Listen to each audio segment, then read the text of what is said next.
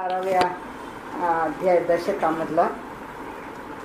तर आजचा विषय पण आहेत ओव्या 43, पण आपला समास पूर्ण होईल कारण विषय काही फार असा वेगळा घेण्यासारखा काही नाही. एक दोन मुद्देच फक्त त्याच्यामध्ये वेगळे आहेत. श्रीराम, आपण यथेष्ट जेवणे, उरले ते अन्न वाटणे, परंतु वाया दवडणे हा धर्म नव्हे. म्हणजे अन्न वाया घालवू नये, आपण त्याचा सदुपयोग करावा, हे जसं आपण व्यवहारामध्ये म्हणतो तसं ते म्हणतात. तैसे दाने ज्ञाने तृप्त व्हावे, तेची ज्ञान जनास सांगावे, तरतेन बुडो नेदावे बुडतयासी. म्हणाले आपण त्याच्याच प्रमाणे जो ज्ञानाने तृप्त आहे किंवा आपण ज्ञानाने तृप्त व्हावं आणि तेच ज्ञान जे जे आपणासी ठावे ते ते इतरांशी सांगावे. आता शहाणे करून सोडावे सकल जन हे काही शक्य नाही, पण जे जे आपणासी ठावे ते ते इतरांशी सांगावे इथपर्यंत ठीक आहे. तर त्यामुळे ते म्हणाले तेची ज्ञान जनास सांगावे आणि तरतेनं बुडो नेदावे बुडतयासी. आणि ज्याला पोहता येतं त्यांनी न पोहता येणाऱ्याला बुडू देऊ नये, त्याला आपल्याकडून वाचवावं अशी त्याची त्या विषयाची भूमिका आहे. आता आपल्याला एका उत्तम पुरुषाचे गुण सांगताय की आपण कुणी व्यवहारामधल्या माणसाने आपला व्यवहार करताना योग्य पद्धतीने जर व्यवहार करायचा तर कसा करावा. उत्तम म्हणजे जो समाजाला मार्गदर्शक असतो तोच, असं काही नाहीये. सगळ्यांनीच आपल्या ठिकाणी, कारण असं नेहमीच आपल्याला लक्षात येतं, वाटतं, पाहतो आपण की एक चांगली व्यक्ती किमान आपल्या भोवतीच्या 100 लोकांवरती तरी प्रभाव टाकून असते. तिच्या वागण्याचा काही ना काहीतरी परिणाम किंवा त्याचा विचार, त्याचा संस्कार, त्याच्याविषयीची चर्चा ही एक तिच्या भोवतीच्या 100 लोकांमध्ये तरी होते. म्हणजे तिचं काहीतरी चांगलं आहे, तिचं काहीतरी आपण उचलावं हे जसं वाटतं तसं एका व्यक्तीमुळे जर 100 माणसं प्रभावित होत असतील तर अशा प्रत्येक व्यक्तीमुळे काही ना काहीतरी प्रभाव समाजावर पडत जातो. आणि त्यामुळे व्यक्ती काही समाजात महंतच पाहिजे, व्यक्ती काही समाजाला सुधरवायलाच, या जगामध्ये सुधरवायला कोणीच बसलेलं नाहीये आणि कोणी सुधरवू शकत नाही. या जगामध्ये बदल घडवण्याकरता त्याची कृपा आणि त्यांनी योजलेलं असावं लागतं की या माणसांनी या जगाला बदललं पाहिजे. नाही तर एवढे महंत पाहतो, एवढे समाज सुधारक पाहतो, एवढे पुढारी पाहतो, कोणी कोणाला बदलू शकत नाही. ते स्वतःला त्यांनी बदललं तरी पुष्कळ झालं, कारण दुसऱ्याला बदलणं इतकं सोपं नाही. आपल्यापुरतं आपण बदलू शकतो, आपण कितीही बदलू शकतो. दुसऱ्याला एवढं रेसभर नाही बदलू शकत, आपण कणभर नाही हलवू शकत त्याच्या जागेवरून. आणि त्यामुळे त्यांनी असं म्हटलंय की ह्या उत्तम गुणांचा लाभ आपल्याला तर आहेच, पण आपल्या भोवती 4 माणसं जेव्हा चांगलं काही दिसतं त्याची जेव्हा चर्चा करतात ते सुद्धा पुरेसं आहे. काय चांगलं आहे एवढं तरी कळावं ना समाजाला, बाकी काही नाही कळलं तरी. उत्तम गुण स्वये घ्यावे, ते बहुतास सांगावे, वर्तल्या विण बोलावे, ते शब्द मिथ्या. उत्तम गुण आपणही जगात सारखं वेचतच राहावं, कुणाचं काय चांगलंय, कसं चांगलंय, कसा व्यवहार करतात ते बहुतास सांगावे. आपल्याला जे पटलंय, जे चांगलं वाटलंय ते इतरांना पण सांगावं. वर्तल्या विण बोलावे, ते शब्द मिथ्या. आपण तसा आचरण करत नाही आणि जर लोकांना सांगत सुटलो तर त्या बोलण्याला काही फारसा अर्थ नाही. म्हणून स्नान संध्या देवार्चन, एकाग्र करावे जपध्यान, हरिकथा निरूपण केले पाहिजे. शरीर परोपकारी लावावे, बहुतांच्या कार्यास यावे, उणे पडो नेदावे कोणी एकाचे. म्हणाले आपलं आपलं स्वतःच एक दैनंदिन काहीतरी स्वतःला शिस्त म्हणून कर्मकांड लावून घ्यावं. हे एवढं झालं पाहिजे. मग ते 5 मिनिटाचं असेल, 10 मिनिटाचं असेल, कुणाला वेळ असेल तो जास्त वेळाचं करील, पण किमान आपल्याला आपली काहीतरी एक स्वयंशिस्त म्हणून काहीतरी आपल्याला आपण लावून घेतलेला एक साधासा सोपासा का होईना पण नेम पाहिजे. म्हणून ते सांगतात की एकाग्र करावे जप ध्यान. आणि दिवसाकाठी केव्हा तरी, खरं म्हणजे त्यांच्या दृष्टीने सकाळीच, पण ठीक आहे केव्हाही, पण जपाचा ध्यानाचा अभ्यास करावा. हरिकथा निरूपण केले पाहिजे. ते म्हणतात भगवंताची कथा जी आहे ती कोणत्या ना कोणत्या तरी स्वरूपामध्ये पाहत जावी, वाचत जावी, ऐकत जावी. त्याच्यामुळे लाभ असे होतात की त्या भगवत कथेमुळे आपलं मन विचार करायला लागतं की व्यवहार असा का दिसतो, भगवंत असं का सांगतो, हे बरोबर आहे का, हे बरोबर असेल तर मग नेमकं काय बरोबर आहे, नसेल तर मग काय नाही आहे. म्हणजे त्या कथा ऐकण्यामधून किंवा त्या कथा आपल्या ठिकाणी आता काही जण कसं रोज भागवत वाचतात, कुणी एकनाथी भागवत वाचतं, कुणी दासबोध वाचतं. त्या वाचनाच्या निमित्ताने आणखीन त्याच्याबरोबर समर्थांची माहिती कळते. मग आपल्याला वाटतं अरे एवढंच नाही, मग समर्थांचे शिष्य कसे होते बघूया, मग समर्थांनी कोणते 11 मारुती स्थापन केले पाहत जाऊया. असं करता करता पुष्कळ गोष्टी एखाद्या व्यक्तीविषयी किंवा एखाद्या संप्रदायाविषयी किंवा एक विशेष ज्ञान एखाद्या संदर्भात, म्हणजे जशी गीता आहे त्याच्यामध्ये काय सगळं महाभारत काही आपण वाचणार नाही, पण तरी सुद्धा एक कुतूहल जागृत होतं. मग नेमकं काय झालं, नेमकं काय असावं, मग ते काय केलं, लोकांच्या मधनं ऐकलेल्या ज्या कथा आहेत त्या कथा आणि प्रत्यक्ष महाभारताची कथा यामध्ये काय फरक आहे. म्हणजे हे जे कुतूहल आहे ते कुतूहल आम्हाला घडवत जातं. आणि म्हणून ते म्हणतात की इथे रोज हरिकथा निरूपण केले पाहिजे. निरूपण म्हणजे आपण स्पष्ट केलं पाहिजे असं नाही, पण एकमेकांशी बोलताना जसे आपण संदर्भ देतो किंवा काय ना हे असं देवदेवतांनाही चुकत नाही, मोठ्यांनाही चुकत नाही, मग सामान्य मनुष्याच्या जीवनात कसं ते दूर जाईल वगैरे वगैरे अशा प्रकारे.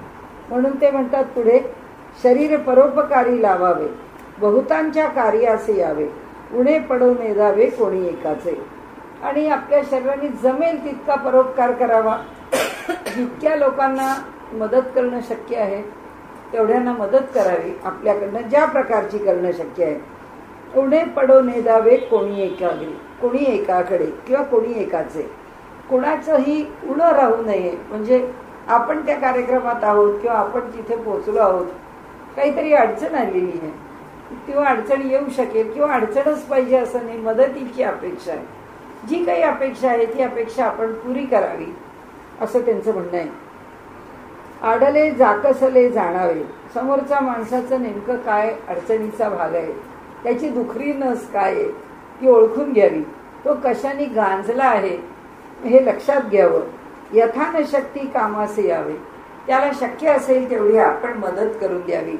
त्यानंतर मृदू वचने बोलत जावे कोणी एकासी, कुणाशीही बोलताना कठोर वाणीने फारसं बोलू नये. जितकं शक्य आहे तितकं जी भाषा आहे ती कोमल असावी आणि कोमल वाणीनीच बोलावं आणि दुसऱ्याचं अंतर दुखवू नये, हा त्याच्यामध्ये विशेष आपण काळजी घ्यावी किंवा त्याचा विशेष विचार करावा. दुसऱ्याच्या दुःखे दुखवावे, परसंतोषे सुखी व्हावे. दुसऱ्याला त्रास झाला तर आपल्याला त्याचं मनापासून दुःख झालं पाहिजे. म्हणजे काही वेळा काय होतं, वाईट झालं, म्हणजे कमी झालं, माणूस बोलतो, पण त्याच्या अंतरंगाला ते तितकं भिडतंच असं नाही. समर्थ म्हणतात समोरच्या माणसाला तुमचा भाव काय आहे तो नक्की कळतो, की माणूस वरवर आपलं सांत्वना करतो आहे का खरंच त्याच्या मनामध्ये घडलं आहे त्याविषयी, त्याच्या अंतःकरणामध्ये काही जे पोचलं आहे त्याला. तर असे आपण पुष्कळ प्रकार पाहतो की काही माणसं कुठला व्यवहार चुकत नाही आणि अजिबात व्यवहाराला चुकत नसतात, पण ते चुकत नसतात म्हणजे फक्त ते सदर भरत असतात की हे केलं हो गेलं, 1 मिनिटात जाऊन भेटून आलो, ते कोणाचं काय झालं भेटून यायला हवंय, भेटून आलं, सदर भरून झालेलं आहे, पण त्याच्याबद्दल काही फारसं वाटतं असं नाही. पण त्याचा होतो काय परिणाम की समोरचा माणूस ओळखतो की येणारा माणूस काय भावनेने आलाय, हा हे सदर भरायला आला आहे का हा आपल्याकडे खरंच प्रेमाने भेटायला आला आहे. त्यामुळे व्यवहार जो आहे तो व्यवहार त्यांनी सांगितलं की दुसऱ्याच्या दुःखे दुःख व्हावे, परसंतोषे सुखी व्हावे, प्राणी मात्रास मिळवून घ्यावे बरा शब्दे. आणि बहुतेकांना सांभाळून घ्यावं, गोड बोलावं, विषय पुढे न्यावा. नाही, पुष्कळ गोष्टी पटत नाहीत. काही वेळा माणसं काही विपरीत बोलतात, आपल्याला माहीत असतं की आपल्याबद्दल ही लोक अशी बोलतात, पण त्याच्याकडे फारसं लक्ष देऊ नये. आपल्याला जो व्यवहार करायचा आहे तो आपल्या बाजूने आपण योग्य तो व्यवहार करावा. कारण असं असतं केव्हा तरी प्रसंग येतो, केव्हा तरी घटना घडतात, माणसं बदलतात आणि मग माणसांना जाणवतं की अरे आपण असे गैरसमज केले या लोकांबद्दल, करायला नको होते. तेवढी तितिक्षा आपल्याकडे पाहिजे, तेवढं थांबण्याची आपली तयारी पाहिजे. ताबडतोब आपल्याला प्रत्येक रिझल्ट पाहिजे असेल तर असं होत नाही. प्रत्येक गोष्टीकरता थोडं थांबावं लागतं. आणि म्हणून ते म्हणतात की बहुतांचे अन्याय क्षमावे. ते बहुतेकांच्या अन्यायाला आपण क्षमा करून सोडून द्यावं. बहुतांचे कार्यभाग करावे, आपल्या परीस व्हावे पारखे जन. पुष्कळांचं जे काही करायचं आहे त्यांच्याकरता काही करणं शक्य आहे करावं. बहुतेक वेळे आपल्याला जे जे शक्य आहे ते आपल्याकडून आपण करत राहावं. तसंच म्हणाले आपल्या बाजूनी समोरची माणसं पारखत पण राहावी. आपल्या घरातली असो, बाहेरची असो, जवळपासची असो, कुणी असो, पण त्या लोकांची पारख आपल्याला असलीच पाहिजे आणि त्यांना व्यवस्थित जाणून घेऊनच आपण व्यवहार केला पाहिजे. म्हणजे आपल्याला कुणीतरी, आपण आजच्या भाषेत बोलतो तसं, टेकन फॉर ग्रँटेड असता कामा नये. म्हणजे कुणीही आपल्याला यावं, वेठीस धरावं, ते धरूनच चालतात की या माणसाच्या घरी केव्हाही गेलं तरी चालतं, या माणसाला काही सांगितलं तरी चालतं, या माणसाकडनं कशाची अपेक्षा केली तरी करतच राहतात. पण कुठेतरी त्याच्या ठिकाणी आपल्याला समोरची माणसं पारखता आली पाहिजेत. मग त्यांना कुठे ठेवावं, आपण कुठे असावं.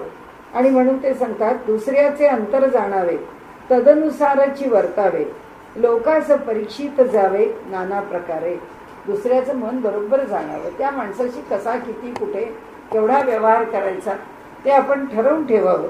आणि त्याचबरोबर आपण वर्तन करावं आणि सारखं लोकांना बघत जावं. सारखी लोकांची परीक्षा करत राहावी की लोक केव्हा कसे वागत असतात. त्याचं दुःखही करून घेऊ नये, पण ते जाणायचं नाही आणि त्याच्याकडे डोळेझाक का करायची. काही वेळा माणूस ना येणाऱ्या कटू प्रसंगांना तोंड द्यायला तयार नसतो. त्याला ते नको असतं, ते येणारं वाईटपण किंवा होणारा त्रास त्याला वाटतं नको.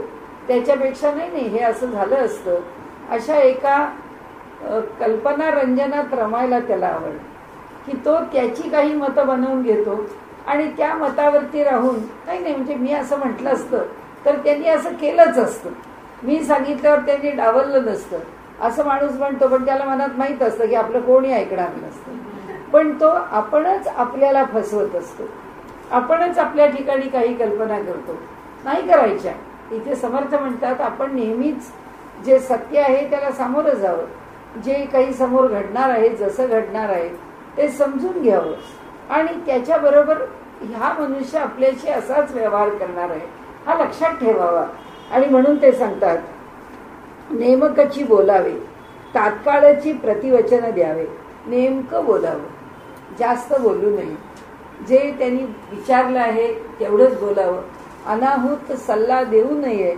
हे अनेक संतांनी, समर्थांनी तर अनेक वेळा अनेक ठिकाणी सांगितलं की जोपर्यंत समोरचा माणूस प्रश्न विचारून आपल्याकडून काही सल्ला मागत नाही तोपर्यंत आपण कधीही सल्ला द्यायला जाऊ नये. आणि नेमकची बोलावे, तत्काळची प्रतिवचन द्यावे. कुणी आपल्याला प्रश्न विचारला तर त्याला लगेच उत्तर दिलं नाही असं करू नये. कारण दुसऱ्याने विचारलेल्या प्रश्नावरती आपण उत्तर न देणं हा एक प्रकारे त्याचा केलेला अपमान असतो, म्हणजे न बोलता केलेला अपमान आहे. आणि हे आपल्या मनाच्या संकुचितपणाचं लक्षण आहे. आपल्याकडे आयुर्वेद शास्त्रांनी सुद्धा असं सांगितलंय की आपलं मन नेहमी उमदं असावं. त्या मनाच्या ठिकाणी हे असल्या खिटखिट ठुटकुट बारीक बारीक गोष्टी काहीतरी घेऊन उलटं पालटं असंच नाही, सरळ व्यवहार करावा. आणि कुणी आपल्याशी बोलला का नाही बोलला, कसा बोलला, काय बोलला याचा विचार न करता एक जे कमीत कमी नाही आपल्याला माहिती आहे की आपलं समोरच्या माणसाची कणभरही पटत नाही, आपण वाकड्यात जाऊ नये. हसलो निघून गेलो, संपला विषय. फार वाढवायचं आहे असं काही नाही आहे, परंतु वाकड्यातही शिरायचं नाही आणि त्याचबरोबर त्या माणसाच्या खूप चांगलं वागायचं हे दाखवण्याकरता त्याच्या गळ्यातही पडायचं नाही. दोन्ही नाही, दोन्ही गोष्टी करू नये. म्हणून म्हणाले नेमकची बोलावे, तत्काळची प्रतिवचन द्यावे. विचारलेल्या गोष्टीवरती ताबडतोब आपलं उत्तर. गावाला जायचंय, आमच्याकडे जर आमच्यापैकी आहेत की कधीही गावाला जायचं असलं आणि कुणी त्यांना विचारलं की तुम्ही येणार आहात का तिथे, तर मग आपण बरोबर जाऊ. नाही माझं काही ठरलेलं नाही. मग माझं काही ठरलेलं नाही आणि मग ज्या गाडीला आपण, कारण शेवटी सगळ्यांना एखादा कार्यक्रम जर म्हणजे त्याला उपस्थित राहायचं असेल तर साधारण सोयीची एखादी गाडी असते की त्याच गाडीने सगळे येतात, मग तोही मनुष्य अरे तुमचं तर ठरलं नाही, नाही माझं आयत्या वेळी ठरलं. म्हणजे वर्षाचे 12 महिने त्यांचा प्रत्येक कार्यक्रम आयत्याच वेळी ठरत असतो, त्यावेळी त्यांना कधीच आधी ठरत नाही कार्यक्रम. पण ही जी प्रवृत्ती आहे ना, ते त्यांनी जे म्हटलंय की तसं नाही, आपल्याकडनं आपण उत्तर द्यावं, मोकळं व्हावं. काय त्यांना कोणाला यायचं आणि नसेल कोणाच्या बरोबर जायचं तर मला नाही यायचं. मी म्हणजे आता परवा कुठल्याही साध्याच्या गोष्टी, गुरुपौर्णिमा आहे, तुम्ही कधी जात नाही, मी सकाळी 5लाच जाणार आहे. अरे 5ला कुणाही गुरुच्या घरी जातं का? तो गुरु तरी विचारा उठला पाहिजे त्याला हैराण करायला. तुम्ही कुठे 5ला म्हटलं नाही नाही ठीक आहे तुमच्या तुम्ही जा, माझी मी 8 नंतर जाईल. म्हणजे आपल्याला दुसऱ्या माणसाच्या बरोबर जायचं नाहीये, आपल्याला आपण काय करतो हे दुसऱ्याला कळू द्यायचं नाहीये, किंवा आपल्याला तिथे जाऊन काही वेगळं बोलायचं आहे. तर मनुष्य लगेच काहीतरी गोष्टी काढतो, म्हणजे त्याला कारण, त्याच्या मागे काहीतरी बारीक सारीक आपले आपले लावलेले त्याचे हेतू किंवा काय काही म्हणा, त्याला लांबलचक अनेक गोष्टी पण लावल्या जातात. पण असं त्या सगळ्यामधून त्यांनी सांगितलं आपण सरळ सांगावं नाही मी जाणार आहे, पण माझं मी जाईन, मला असं वाटत नाही की आपण बरोबर जाऊ शकतो. विषय संपला, त्यांनी काही फरक पडत नाही. आणि त्यामुळे तिथे कदापि रागास न यावे क्ष्मा रूपे. पण म्हणाले समोरचा माणूस आपल्याशी नीट बोलला नाही, किंवा तो आपल्याला काहीतरी आपला विषय सोडून तिसरंच काहीतरी ऐकवत बसला आणि त्याला त्याची हौस भागवून घ्यायची असते, त्याला त्याच्या मनातल्या ज्या काही गोष्टी असतात ज्या ऐकवायच्या असतात. माणूस म्हणतो की असं आहे ना की मला नाहीतरी ऐकवायचं होतंच, आला माझ्याशी बोलायला, मग आता म्हटलं की ऐकू. म्हणजे मग आपण आपली संधी घ्यायची आणि बोलून घ्यायचं. तर म्हणाले काही का बोले ना, त्याच्यावरती आपण दुःख करू, तो त्याची हौस भागवून घेत असतो, घेऊ दे, आपल्याला काही फरक पडत नाही, आपण सोडून द्यावं. आलस्य अवघाच दवडावा, समर्थांना अजिबात न आवडणारी गोष्ट आहे. आळस त्यांना मान्यच नाहीये. यत्न उदंडाची करावा, प्रयत्न भरपूर करावा, शब्द मत्सर न करावा कोणी एकाचा. म्हणाले कोणाच्याही बोलण्याने त्याचा मत्सर करू नये.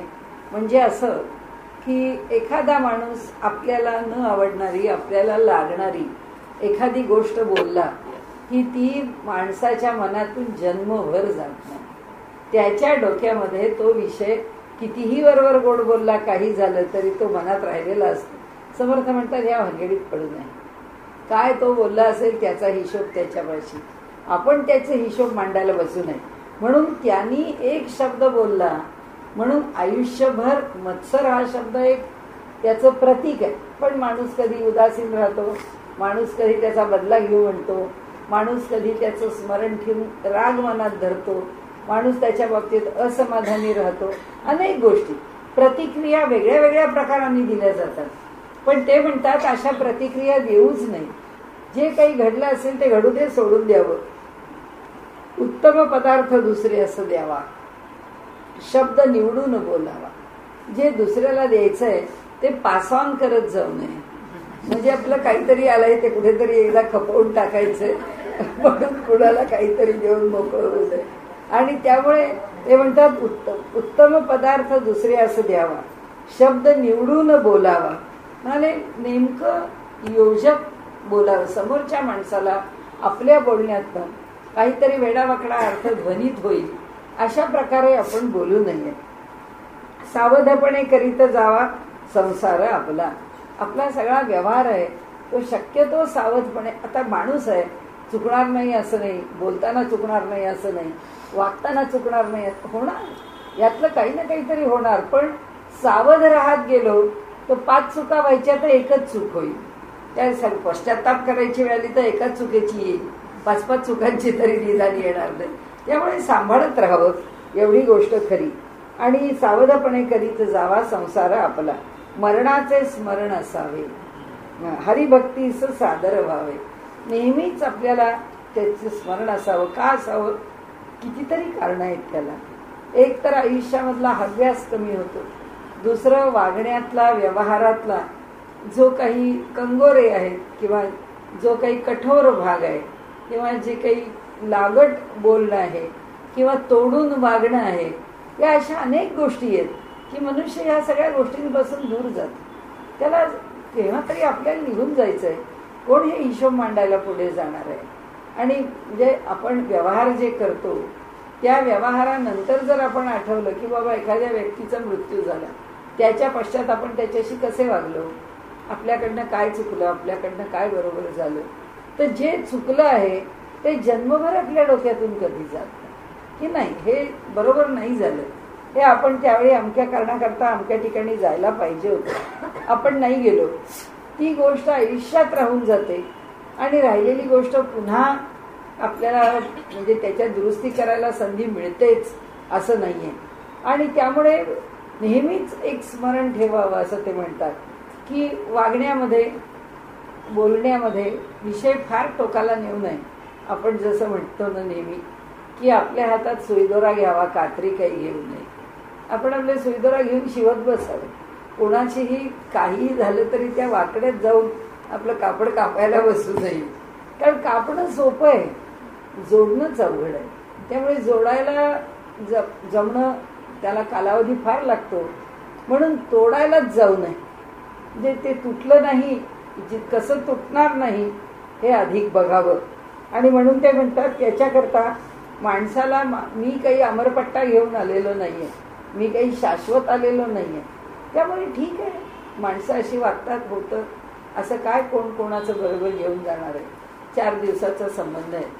असा जर मनुष्य व्यवहार करील तर ते म्हणतात आमच्याकडनं वेडवाकडं वागणं होणार नाही. हरिभक्तीचं सादर व्हावे म्हणाले आणि नेहमीच भगवंताची भक्ती करत राहावं. आता आपण जसं म्हटलं की मरणाचं स्मरण असावं. मरणाच्या स्मरणाने अंतःकरण चांगलं होतं. मरणाच्या स्मरणाने अंतःकरणामधली आसक्ती कमी होते. त्याच्यामुळे व्यवहारामध्ये होणाऱ्या ज्या सामान्य चुका आहेत त्या चुका दूर होतात. त्याचबरोबर त्याचं स्मरण आहे म्हणून मनुष्य हरिभक्तीस लागतो.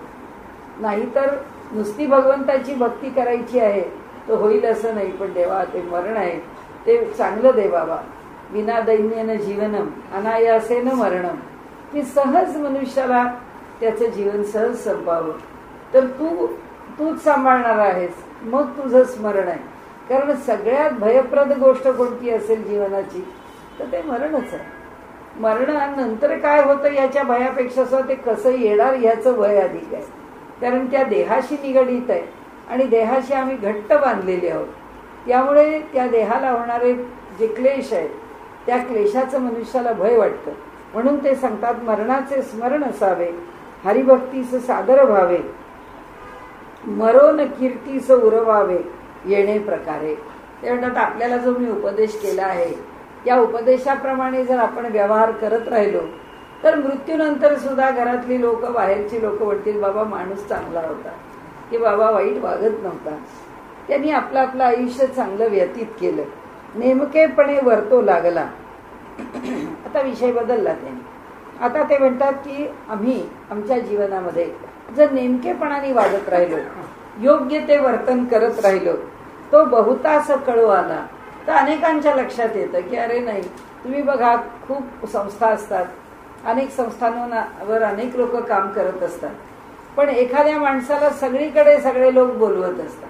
त्यांना माहीत असतं आपल्या संस्थेवर हा मनुष्य असला की तो सांभाळणार आहे, आपल्या संस्थेमध्ये या माणसाने असलं तर बाकीच्या लोकांना शिस्त लागणार आहे. कुणाकुणाला असं वाटतं हा माणूस आपल्या संस्थेत असला तर ह्याचे खूप चांगले लोक परिचित आहेत, त्याचा लाभ, त्याच्या कार्याचा लाभ. म्हणजे लोक कोणाचा कोणता गुण चांगला आहे हे ओळखून असतात आणि त्या गुणाप्रमाणे त्या माणसाला शोधत येतात. समर्थांनी म्हटलेले की म्हणाले सर्व अर्जवी तयाला काही उणे, ज्याच्या ठिकाणी अर्जवी वागणं आहे, ज्याच्या ठिकाणी सरळता आहे त्याला काही उणं पडत नाही. त्याचं कारण असं ऐसा उत्तम गुणी विशेष तयास म्हणावे पुरुष. अशा प्रकारे उत्तम गुणांनी युक्त असलेला असा जर असेल तर त्याला म्हणावे पुरुष. म्हणजे त्याच्या बाबतीमध्ये खरा योग्य वागणारी व्यक्ती आहे असं समजावं. जयाच्या भजने जगदीश तृप्त होईल. जो मनुष्य जीवनामध्ये व्यवहार उत्तम प्रकाराने करतो त्याच्यावरच परमेश्वर प्रसन्न होतो. म्हणून तर माऊलींची प्रसिद्ध ओवी आहे ना की तया सर्वात्मका ईश्वरा, की त्या सर्वांच्या अंतर्यामी असणारा आणि सर्वत्र भरून राहिलेल्या परमेश्वराला आपल्या कर्मकुसुमांचीच वीरा आम्ही जे काही कर्म करतो, हे अर्जुना त्यांनीच पूजा केली होय अपारा तो शालाई. त्यांनी जर पूजा केली तर तो प्रसन्न आहे आमचं कर्म आम्ही नेमकं केलं पाहिजे, नेटकं केलं पाहिजे आणि त्याच्या मागे आमचा हेतू आम्ही चांगला ठेवला पाहिजे. आता ते म्हणतात की जगदीश तृप्त होय उदंड धिक्कारून बोलती तरी चळो नेदावी शांती दुर्जनास मिळवून जाती धन्य ते साधू.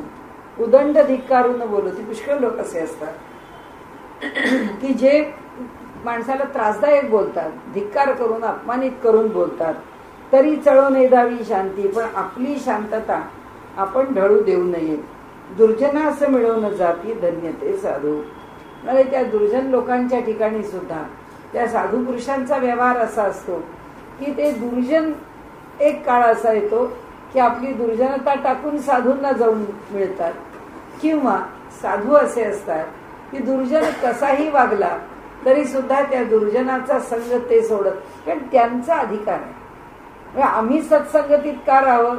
कारण ज्याच्या संगतीत राहू त्याचा परिणाम आमच्यावरती लगेच होतो. आणि साधू कसे आहेत, त्यांच्यावर कुणाचाच परिणाम होत नाही. झाला परिणाम तर त्यांचाच त्या दुर्जनांवर झाला तर दुर्जनांचं भाग्य. आणि त्यांनी जर ठरवलं की या दुर्जनाला मला बदलायचंच आहे, तर माऊलींनी सांगितल्याप्रमाणे तत्व ये हृदयीचे ते हृदयी घातले. जे त्यांना वाटतं त्या विचारांचा त्याला बनवतात.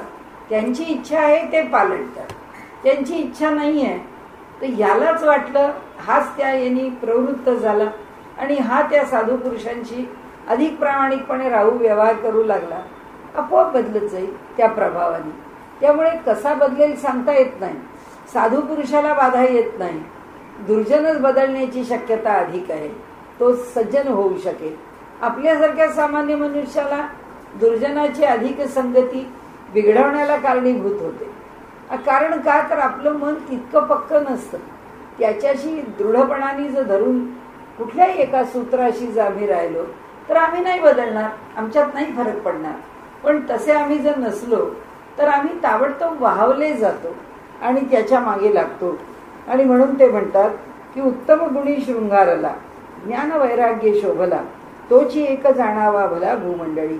या पृथ्वीतलावर कुणाला चांगलं समजावं, तो काय त्याच्याकडचे गुण आहेत म्हणून चांगला समजावा, तर ज्याच्या ठिकाणी उत्तम गुण आहेत, असा ज्या उत्तम गुणांनी तो मंडित आहे, शृंगारलेला आहे. म्हणजे ज्ञान वैराग्य शोभला, ज्याच्या ठिकाणी ज्ञान पण आहे आणि ज्याच्या ठिकाणी अभिलाषा पण नाही, असा ज्ञान आणि वैराग्य या दोन गोष्टींनी युक्त आहे. तोची एक जाणावा भला भूमंडळी. कारण त्याला काहीच मिळवायचं नसतं. त्यांनी जर आम्हाला सल्ला दिला की हे असं वागू नका, तर त्याचा सल्ला नक्की विचारात घ्यावा. त्याचं कारण आहे तो शहाणा पण आहे आणि त्याला आमच्याकडनं काही नको आहे.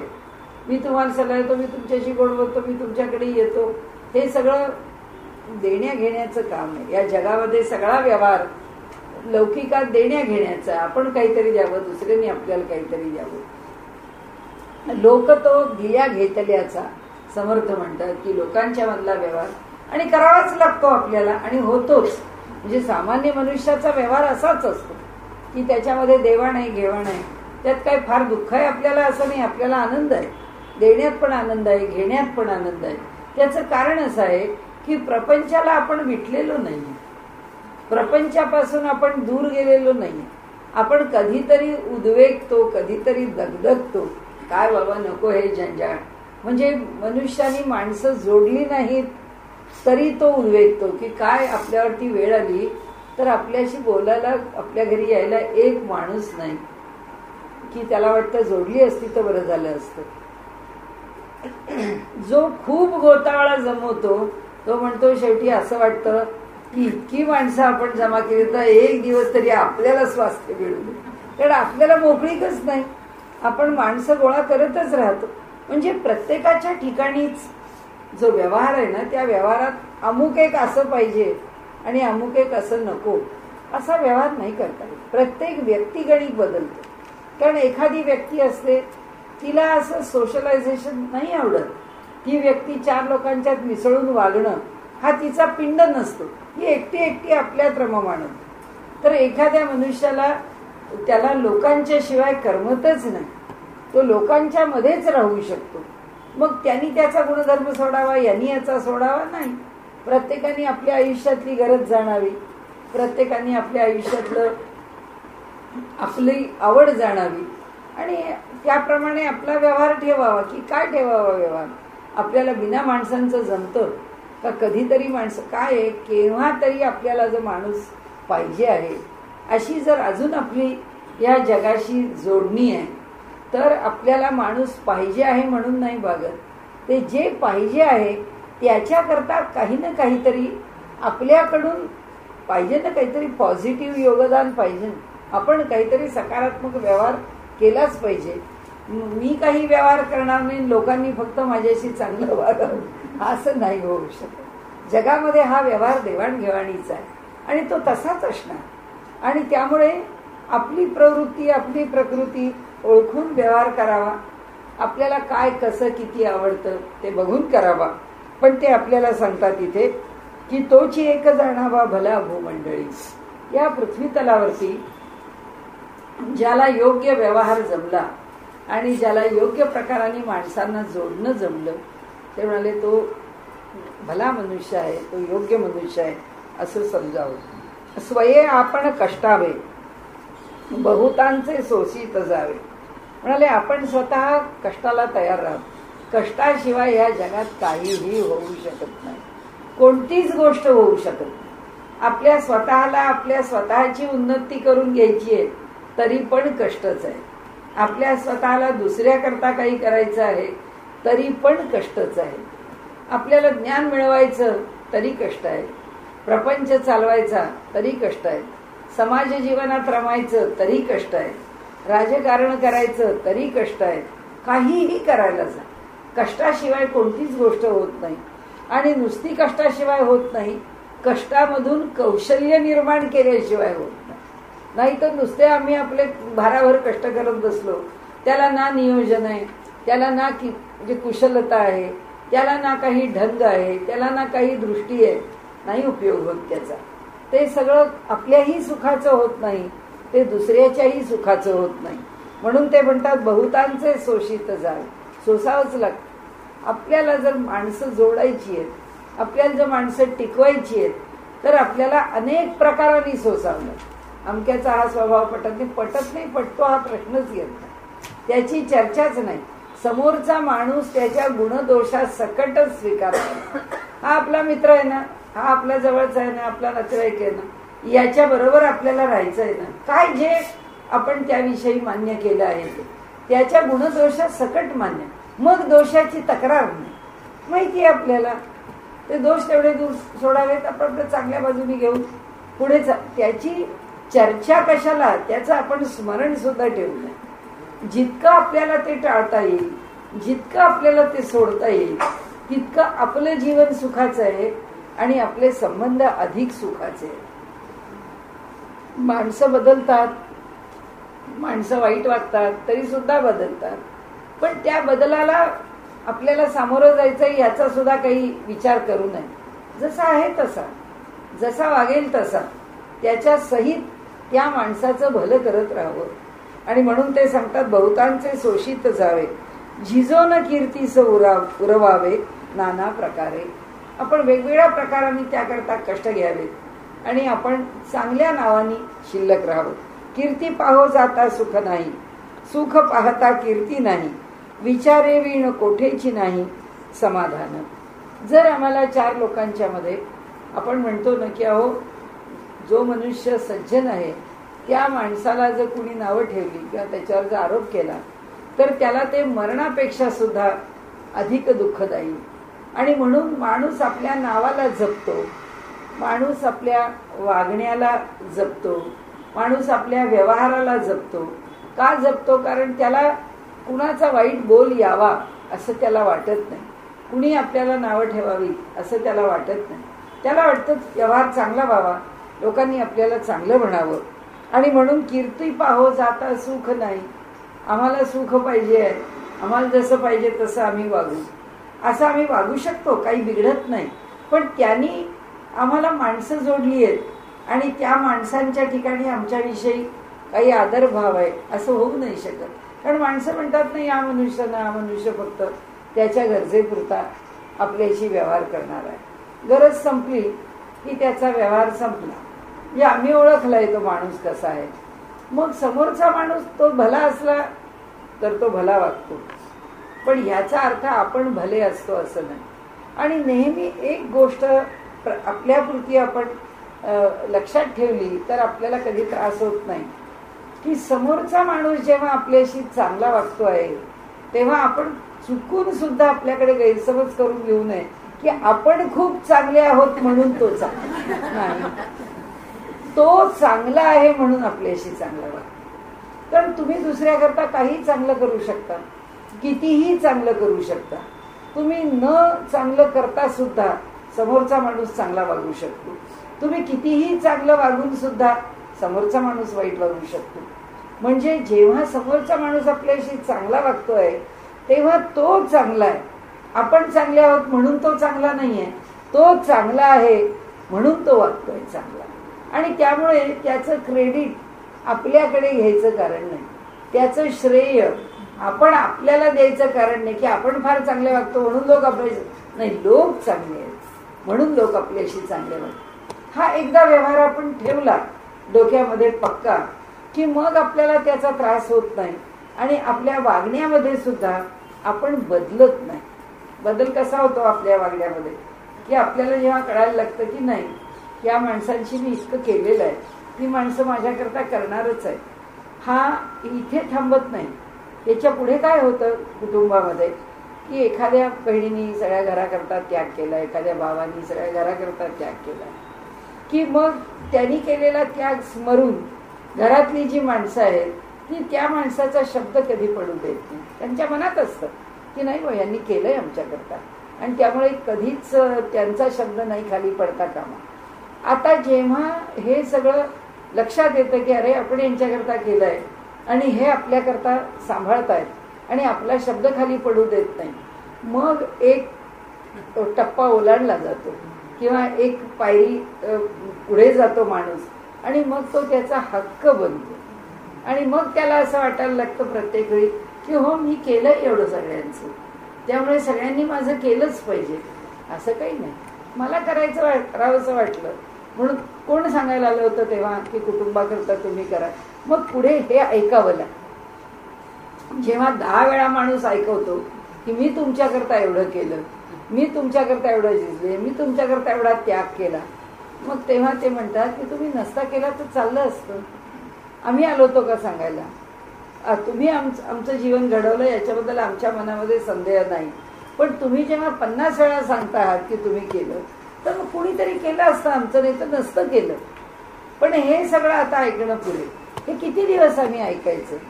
म्हणजे ही जी प्रवृत्ती आहे ती केव्हा निर्माण होते समोरच्या माणसाच्या मनात, जेव्हा आपल्या मनामध्ये दुसऱ्यावरती हक्काचा विषय निर्माण होतो. आणि आयुष्यात सगळ्यात अवघड हेच आहे की दुसऱ्याचं करत राहावं पण त्या केलेल्याचा हक्क किंवा त्या व्यक्तीवरती आपला काही हक्क आहे हे मात्र मनात कणभर सुद्धा आणू नये.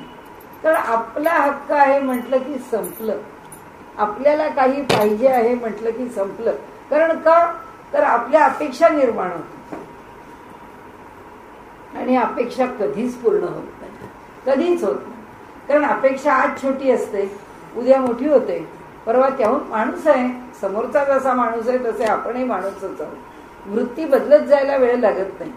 त्या वृत्तींना संयमापासून स्वैर व्हायला वेळ लागत नाही, संयमाकडून अधिक संयमाकडे जायला वेळ लागतो. कारण आपल्या मनाला जितकं अधिक नियंत्रित ठेवता येईल तितकं त्याचा लाभ आहे. आणि नियंत्रण कसं, आता ते नियंत्रणात ठेवलं पाहिजे, आता त्यांच्याशी बोलता कामा नये, आता तसं नाही. आपली भूमिकाच आहे की आपल्याला करायचंय आणि तिथं त्या क्षणी सोडलं, ज्या क्षणी केलं त्या क्षणी विषय संपला, तो आपल्या स्मरणात सुद्धा नाही. म्हणजे काही गोष्टी जशा आपण म्हणतो ना विसरण्यामध्ये आनंद आहे, तशा काही गोष्टी आपण विसरूनच जायच्या की बस झालं संपलं. नाहीतर मनुष्याचं जीवन सुखी राहत नाही. म्हणून ते सांगतात की कीर्ती पाहो जाता सुख नाही, सुख पाहता कीर्ती नाही, विचारे विण कोठेची नाही समाधान. आता आपण जर विवेकाने नाही वागलो की या व्यक्तीशी वागताना आपल्याला काय धोरण ठेवलं पाहिजे, हे धोरण ती व्यक्ती बघून आपल्याला समजलंच पाहिजे की ह्या व्यक्तीशी या धोरणाने वागलं तर तो जास्त आनंदी आहे. आणि त्या माणसाला आनंदी करणे एवढं आपलं काम आहे. आपण सहवासात आलो, आपण काय देऊ शकतो दुसऱ्याला? आनंद देऊ शकतो तेवढा आपण द्यावा, बस आपला विषय संपला. त्यांनी आपल्याला आनंद दिला का दुःख दिलं याचा विचार आपण करू नये. आणि म्हणून ते सांगतात की विचारे विण कोठेच नाही समाधान.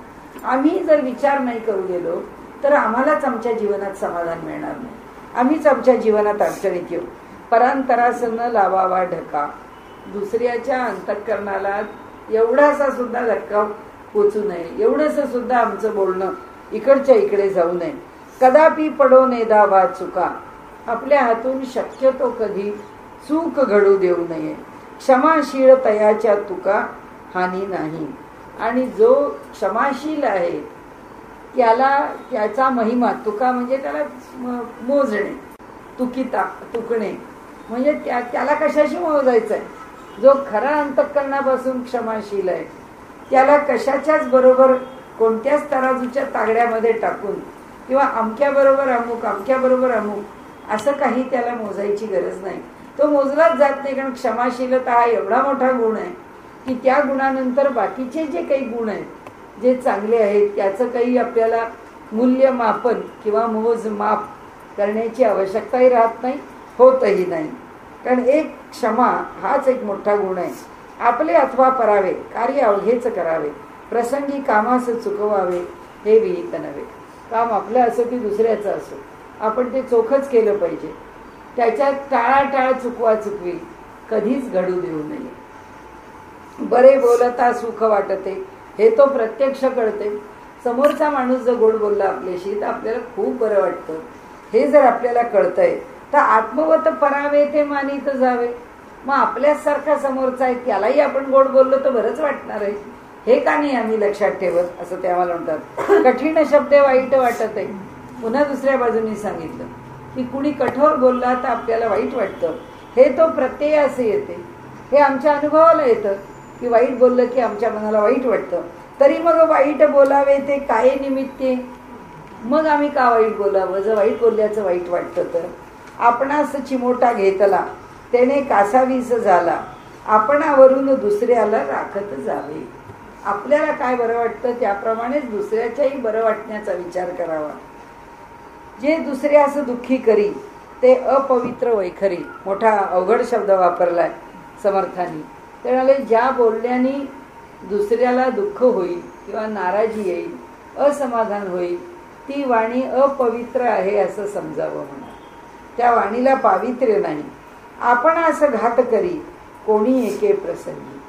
म्हणाले तेच बोलणं, तीच वाणी, तोच व्यवहार, तोच आमचा स्वभाव एके दिवशी आमचाच घात करी. त्याच्यामध्ये तोटा आमचा नाही, तरी दुसऱ्याला आमच्या वागण्याचं काहीच भोगावं लागेल. आमच्या वागण्याचं जे काही आहे ते भोगणं आमचं आम्हालाच भोगायचं आहे. आणि त्यामुळे कोणी एके पेरिले ते उगवते, बोलण्यासारखे उत्तरे. जे पेरावं ते उगवतं, जे बोललो तसं उत्तर येतं. तरी मग कर्कश बोलावे ते काय निमित्ते. मग का बरं कठोर बोलावं? काय कारणाने बोलावं? कशा करता बोलावं? आपल्या पुरुषार्थ वैभवे बहुतास सुखी करावे, परंतु कष्टी करावे हे राक्षसी क्रिया. आपल्याला जर भगवंतानी वैभव दिलं तर आपल्या वैभवाने आपण दुसऱ्याला अधिकाधिक सुखी करण्याचा, बहुतांना अनेकांना आपल्या सहवासातल्या कळत न कळत सहवासात नसलेल्यांना, कारण सगळ्याच वेळी सहवासातल्या लोकांना सुखी करतो असं नाही. जी माणसं दूर दूर आहेत कुठेतरी पण ज्यांना आवश्यकता आहे त्यांच्याकरता मनुष्य आपला पैसा खर्च करतो. तर म्हणाले आपल्याजवळ जे काही वैभव आहे ते वैभव आपल्याला आपण जाणणाऱ्या आणि आपण न जाणणाऱ्या अशा अनेकांच्या करता त्याचा विनियोग करावा. आणि म्हणाले परंतु कष्टी करावे हे राक्षसी क्रिया. कोणालाही कष्ट देणं हा राक्षसी व्यवहार आहे, हा काही चांगला व्यवहार नाही. म्हणाले दंभ दर्प अभिमान क्रोध आणि कठीण वचन हे अज्ञानाचे लक्षण भगवद्गीतेत बोलिले. त्यांनी सरळ संदर्भ दिला आणि सांगितलं यातलं काही करू नये, आपण दांभिकपणाने वागू नये, कोणत्याही गोष्टीचा दर्प आमच्या ठिकाणी असू नये, फार अभिमान असू नये, क्रोध आणि कठीण वचन संताप आणि दुसऱ्याला फार टाकून बोलणं हे अज्ञानाचं लक्षण आहे, हे कधी करू नये. जो उत्तम गुणे शोभला तोची पुरुष महाभला कित्येक लोक तयाला शोधित फिरती. लोकांना चांगली माणसं पाहिजे असतात. लोकांना असं वाटतं चांगल्या माणसाच्या कुणाकडे म्हणाले आम्ही मन मोकळं करायचं असं लोकांना वाटतं. त्यांना वाटतं की खात्री पाहिजे की जे मी त्या माणसाशी बोलेन त्यातला शब्दही बाहेर जाणार नाही. ते नाही तर त्याला काय म्हणजे विश्वासघातच आहे. एखाद्याने विश्वासाने एखादा विषय आपल्यापुढे मांडावा आणि आपण त्याचा 4 ठिकाणी बोभाटा करावा म्हणजे त्याला काही अर्थ राहत नाही. आणि म्हणून ते इथे म्हणतात की असा मनुष्य सुद्धा भेटावा लागतो. आपण सुद्धा म्हणतो ना व्यवहारामध्ये सुद्धा की उत्तम मैत्री मिळणं हे आपल्या भाग्याचं लक्षण आहे. आयुष्यात काही ठाई अशी मैत्री मिळत नाही. आपल्याला काही आयुष्यामध्ये जागोजागी अशी माणसं नाही भेटत की जी मैत्री आपल्याला आयुष्यभर पूर्णपणे खात्री आहे की इथे काही आपल्याला फरक पडणार नाही, इथे कोणत्याही बाबतीमध्ये संकोच नाही, इथे कोणत्याही गोष्टीपासून आपण लांब नाही. हे जे काही आपल्यातलं एकमेकांच्या मधला सौहार्द असतो की ज्याला कुठल्याच प्रकारे कशाची अपेक्षा नसते, अशी मैत्री आयुष्यात एखादी मिळाली तरी मनुष्य भाग्यवान आहे.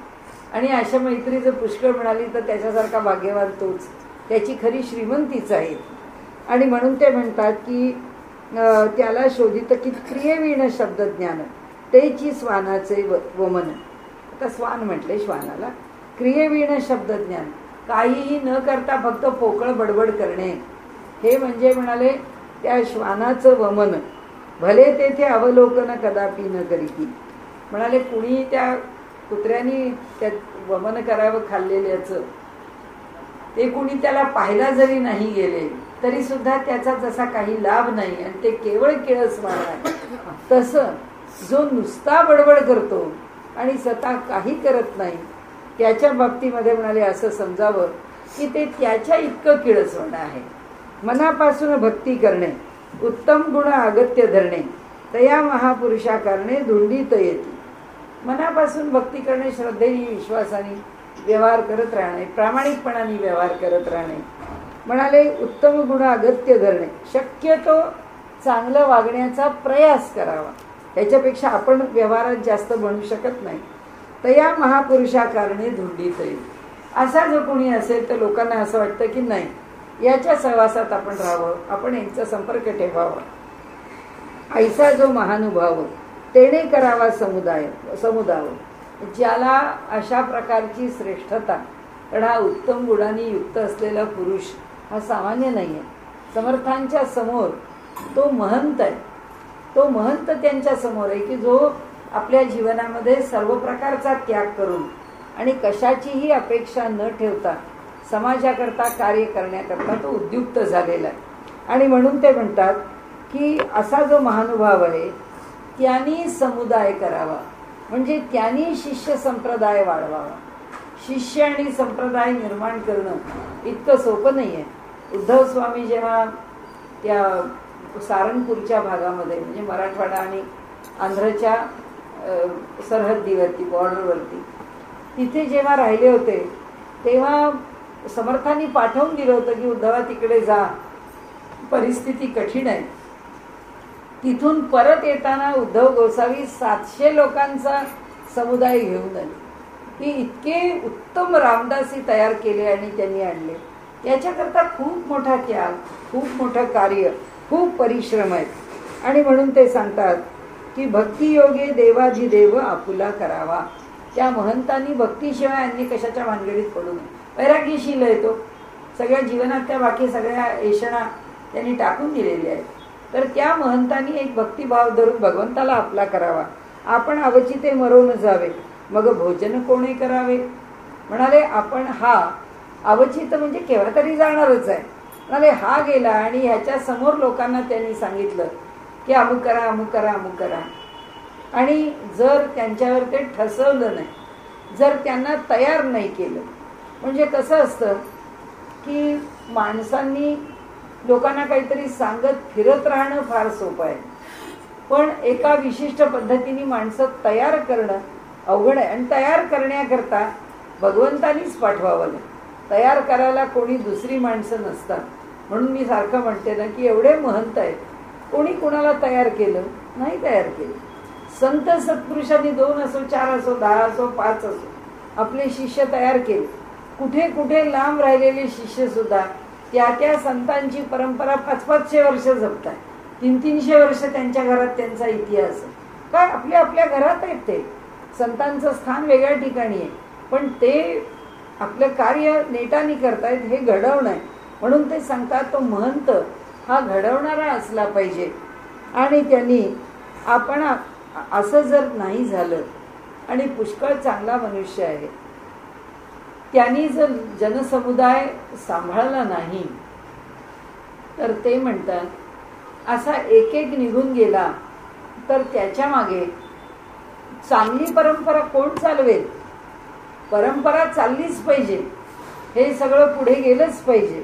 त्याच्याकरता असा कोणीतरी सत्पुरुष असलाच पाहिजे की ज्या सत्पुरुषाच्यामुळे माणसं घडतील. पण तेवढी श्रद्धा ठेवायला तेवढं त्या ठिकाणी सामर्थ्य पाहिजे. सामान्य मनुष्याकडे ते सामर्थ्य नाही. स्वामी विवेकानंद सुद्धा म्हणतात की जे सामर्थ्य माझ्याकडे नाही माझ्या गुरूंकडे आहे ते. म्हणजे अधिकार केवढा आहे एकेका महापुरुषाचा. जेवढा त्या महापुरुषाचा अधिकार आहे तेवढी शिष्य संप्रदाय, तेवढी शिष्य शाखा ही अधिकाधिक शुद्ध आणि अधिकाधिक सामर्थ्यशाली निर्माण होते.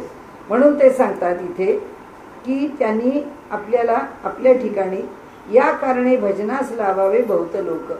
याकरता आपल्यानंतर कोण हे सांभाळेल. आपल्यानंतर जगामध्ये हा विषय चालू राहिला पाहिजे, सातत्याने चालू राहिला पाहिजे. आमची प्रतिज्ञा ऐसी. आता ते स्वतःवर सांगतात समर्थ. काही न मागावे शिष्यासी. अरे गुरुनी शिष्याला कधीही काहीही मागू नये. आणि म्हणे आपणा मागे जगदीशासी भजत जावे.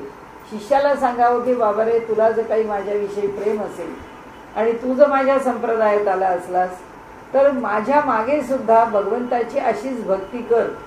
मी आपला समोर आहे म्हणून माझ्या पुढे भक्ती करून दाखवशील आणि माझ्या पश्चात सगळं सोडून देशील तर म्हणाले हे काही खरं नाही. आणि म्हणून ते म्हणतात की या कारणे समुदाय झाला पाहिजे मोहछाव. कशा करता संप्रदाय पाहिजे. उत्तर दिलंय. म्हणजे समर्थांनी जे समर्थ म्हणतात की देवतान मंदिरं महंतीन हे काही करू नये, हे सगळं कुठेही मठस्थापना करू नये. समर्थांचं वचन आहे की कुठेही मठांची स्थापना करू नये. तेच समर्थ सांगतायत की समुदाय करावा. तेच सांगतात की शिष्य शाखा ठेवावी. तेच सांगतात की संप्रदाय निर्माण करावा. का? त्याचं कारण असं की भगवत भजन किंवा ही परंपरा, हा संप्रदाय किंवा लोकांच्या मधला आस्तिक भाव पुढे नेलाच पाहिजे. आणि म्हणून कशा करता आता दुसरं कारण सांगितलं की उत्सव महोत्सव झालेच पाहिजे. उत्सव महोत्सवाशिवाय मनुष्यावरती संस्कार होऊ शकत नाही. झाला पाहिजे मोहछाव. हातोपाती देवाधिदेव ओळसा करावा. या सर्व लोकांच्याकडनं कार्य करून घ्यावं. ते म्हणतात महंतांनी या सगळ्यांना जवळ करावं, सगळ्यांकडून कार्य पार पाडून घ्यावं आणि हातोपाती वेगवेगळ्या लोकांच्याकडनं कार्य करून भगवंताची कृपा आपल्यावरती करून घ्यावी. समर्थ सांगतात आणि रामाचा उत्सव होतो. काही पैसे नाही, शिवाजी महाराजांच्याकडनं काही आलेलं नाही आहे. आता भिक्षा मागण्याशिवाय तर पर्याय नाहीच आहे. भिक्षा मागण्याचं कोडं नाही आहे, पण आयत्या वेळी भिक्षा मागून किती धान्य गोळा होणार. उत्सव कसा पार पडणार. कल्याण स्वामींना मोठी चिंता पडली. ते म्हणाले काय करायचं समर्थांना. तर समर्थ म्हणाले काळजी करू नका की आपल्याला उत्सव करायचा आहे. भिक्षा मागणं हा आपला धर्म आहे. ही आपली प्रमुख दीक्षा, मुख्य दीक्षा, हीच आपली मुख्य दीक्षा आहे की आपण भिक्षेला जावं, अन्न गोळा करावं, उत्सव करावा. त्या उत्सवामध्ये त्या सगळ्याचं अन्नदान करून संपवून टाकावं आणि पुन्हा आपण पहिल्यासारखे पुन्हा आपल्याजवळ काही ठेवू नये. तर ठीक आहे म्हणाले, पण आता काय करायचं भिक्षा. तर म्हणाले तुम्ही एकटे जाऊच नका, मी तुम्हाला बरोबर श्लोक देतो ना. आणि समर्थ रोज 10 रामदासी निघाले तर 10 रामदास यांना 10 श्लोक लिहून द्यायचे. तेच सगळे मनाचे श्लोक आहे. पहिला श्लोक आहे, समर्थाची या सेवका वक्रपाय, असा सर्व भूमंडळी कोण आहे, जयाची लीला वर्णिती लोक तिनी, नुपेक्षी गदा रामदासा अभिमान. म्हणाले श्लोक घ्या, जा प्रत्येकाच्या दारात उभे राहा, तुमचं काम होईल. तर त्यांनी जे म्हटलंय ते असं आहे की इथे महोत्सव झाले पाहिजेत, समुदायाकारणे पाहिजे तर दोन्ही लक्षणे, श्रोती येथे सावधपणे मन घालावे. आता समर्थांना जे महत्वाचं सांगायचंय ते म्हणतात, आता आपल्याला ऐका, जेणे बहुतास घडे भक्ती, ते हे रोकडी प्रबोध शक्ती. ज्याच्यामुळे पुष्कळांना भक्ती करावीशी वाटेल, ही त्या प्रबोधनाची शक्ती आहे. म्हणजे त्याच्याकडे, त्या महंताकडे ज्ञान पाहिजे, त्या महंताकडे विचार पाहिजे, त्या महंताकडे अनेक वक्तृत्व पाहिजे, त्या महंताकडे उत्तम संगीत पाहिजे, त्या महंताच्याकडे पुष्कळ गुण पाहिजेत, थोडा विनोद पाहिजे, त्याच्या ठिकाणी लोकांना जाणता आलं पाहिजे, नेमकं नियोजन पाहिजे, काय करावं ह्याच्याविषयी अंतःकरणात विचारधारणा पाहिजे. आणि म्हणून सध्या ते हे रोकडी प्रबोध शक्ती प्रत्यक्ष आहे की हा महंत पाठवलेला या गावाला, त्यांनी त्या गावाला जाऊन तेवढं काम करावं, ही त्याची रोकडी शक्ती. आणि हे त्याला जे दिलेलं काम आहे ते करण्यासारखे सगळे गुण त्याच्याकडे असले पाहिजे. आणि त्या गुणांनी युक्त असलेली माणसंच यशस्वी कार्य करू शकतात. आता 3 वर्षापूर्वी इलेक्शन्सच्या आधी त्या मोदींनी त्या अमित शहाना UP-मध्ये पाठवलं, जिथे यांच्याकडे काही मतदान नाही, तिथे 80 पैकी 73 मतं जागा मिळाव्या, की हे जनसमुदाय संघटना आहे. हे संघटनेचं कौशल्य ज्याच्याकडे आहे. आता कालचीच बातमी आहे की संघातले ते राम माधव ते आता भाजपामध्ये प्रवेश करतात. म्हणजे आलं की एखादं राज्य चालवण्याकरता ज्या प्रकारची माणसं पाहिजेत, ज्या चारित्र्याने संपन्न असणारी माणसं पाहिजेत, अशी माणसं त्या ठिकाणी जातील, ती समुदाय संघटन करतील.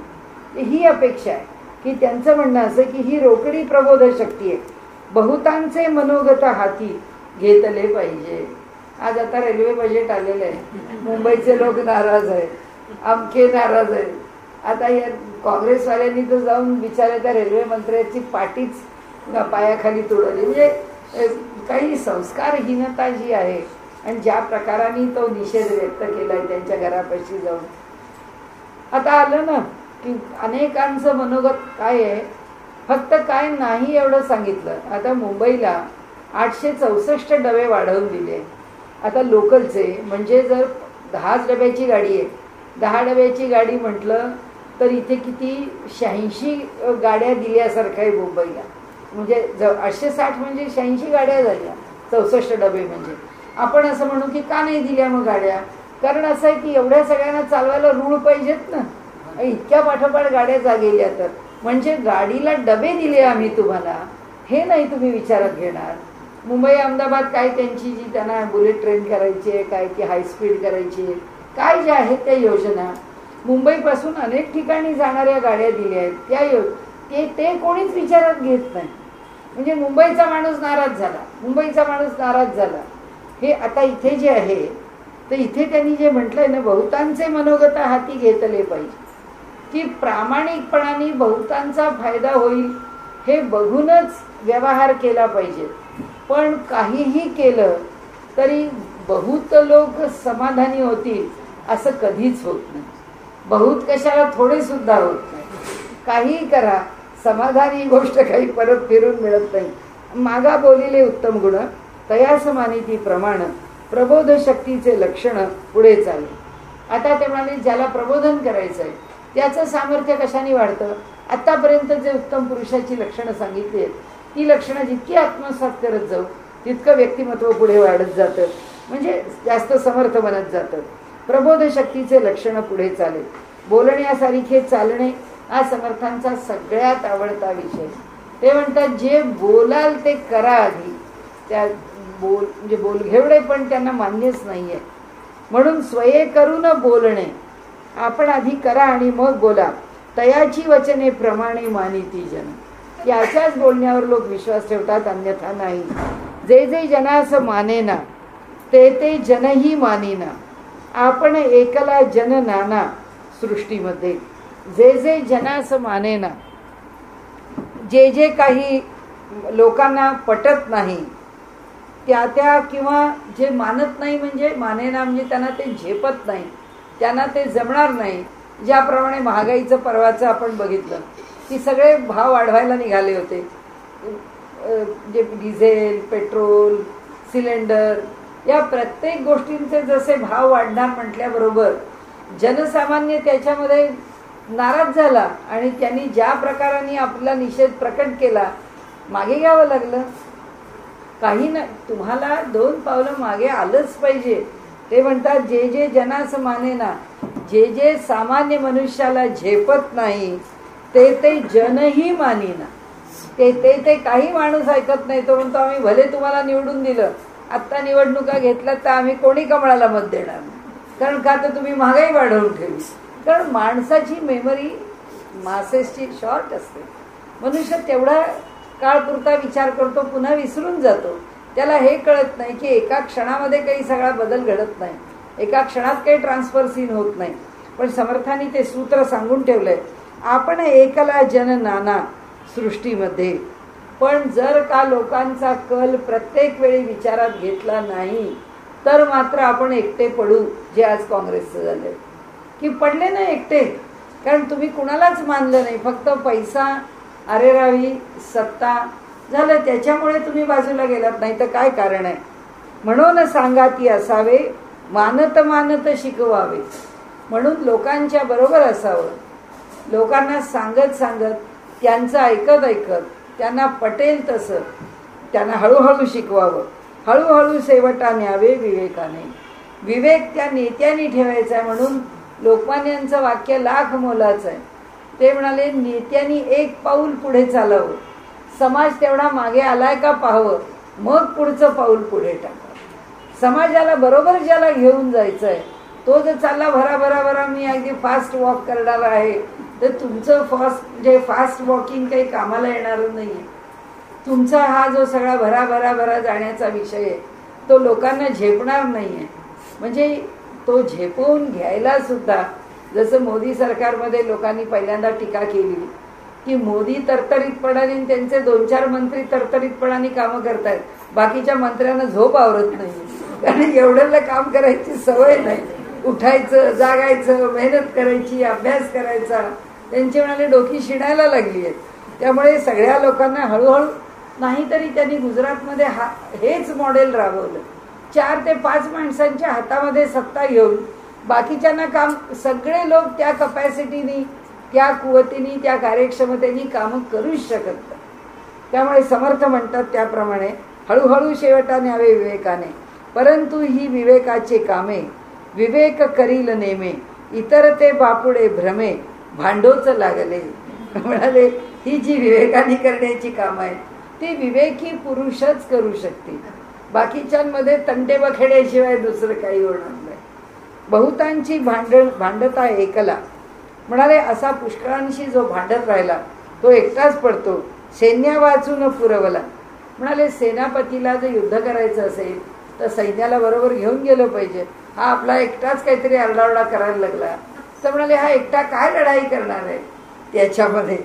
म्हणून या कारणे बहुताला राजी राखावे. म्हणून बहुतांची अंतर राखावी, काहीही करून लोकांना समजून घ्यावं, असं समर्थांचं मत आहे. आता हा अध्याय संपलाय. आपला हा दशक